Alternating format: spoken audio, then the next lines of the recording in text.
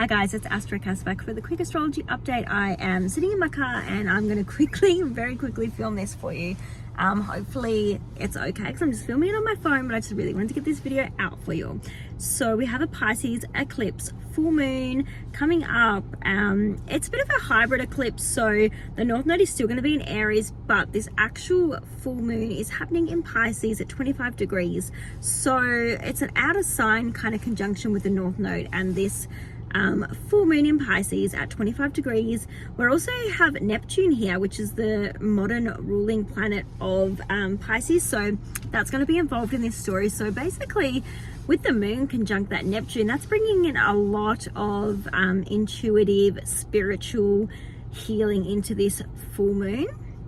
I feel like collectively we're going to see a lot around religion, around healing. We're probably going to hear a lot of stories about water, really kind of big prominent stories about the ocean, water animals, ocean animals, all of those sorts of things. It's going to be a huge time when humanity needs to come together and be very compassionate and very forgiving. We could see some more stories in the news about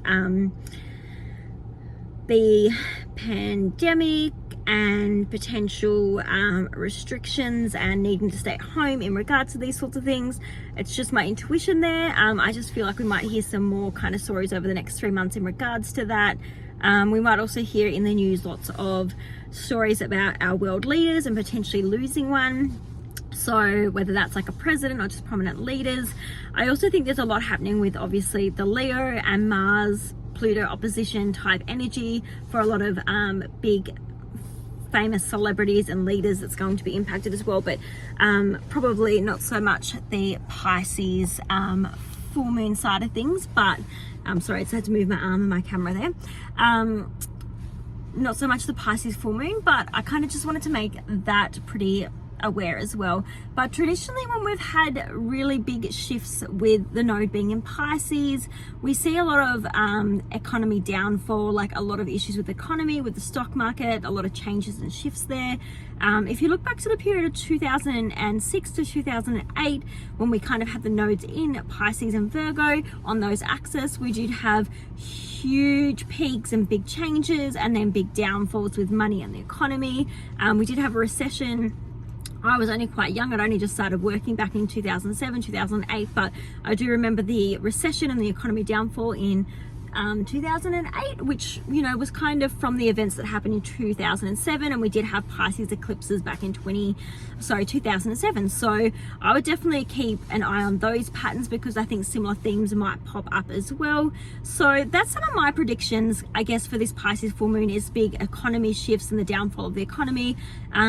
Keeping an eye on world leaders. I think we're going to hear some big health issues around world leaders and maybe losing a world leader. I know obviously Trump's been having a few issues with attempts on his life. We do know that Joe Biden's also health-wise isn't doing so well, so I keep an eye on all those sorts of things. But overall, full moons are ending, cycles being completed, coming to an end. When it's in Pisces, it's very Pisces and Neptune, that kind of energy is very fantasy based. It's very illusions, delusions, very compassionate, very healing, very spiritual, very much about isolation. It's very much about institutions, the transcendence, the self-undoing. It's about creativity and trusting that intuition, really. It's all about that fantasy, that imagination. It's very humanitarian in the fact that, you know, we give to charities and we try and do those sorts of things for people in need. So we might see some huge issues with the housing crisis and the economy and people needing to be supportive and being charitable in those areas. So I really hope that all kind of makes sense for you with this full moon. We've also got a lot happening. We have Mars that is in Cancer squaring the nodes as well. So the North Node and the South Node that are in Aries and Libra. So Mars is all about action, passion, desire, war, conflict. It's in Cancer, home, family, lands, ancestry, roots, what we're fighting for around our home and family and our land. Squares are tensions, they're conflicts. So them squaring the nodes shows a lot of challenges with standing up for our family, for our lands, for our roots.